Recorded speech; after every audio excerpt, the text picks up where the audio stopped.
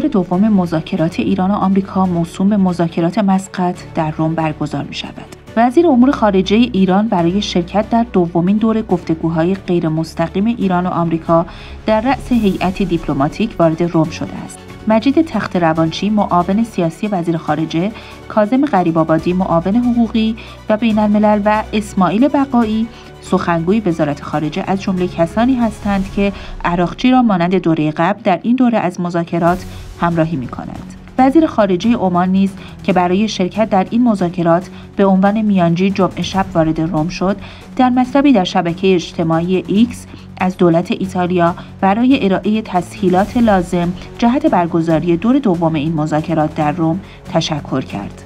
مستقیم یا غیر مستقیم بودن مذاکرات در این دوره مانند دور اول در رسانه‌های مختلف خبرساز شده است. استیو ویتکاف نماینده ویژه آمریکا در حالی پا به مذاکرات گذاشته که اندکی پیش از این مارکو روبیو وزیر خارجه آمریکا به صورت مستقیم ایران را در خصوص فعالسازی مکانیزم ماشه از سوی سران اروپایی و بمباران سایت‌های هسته‌ای توسط اسرائیل و با پشتیبانی آمریکا تهدید نموده است.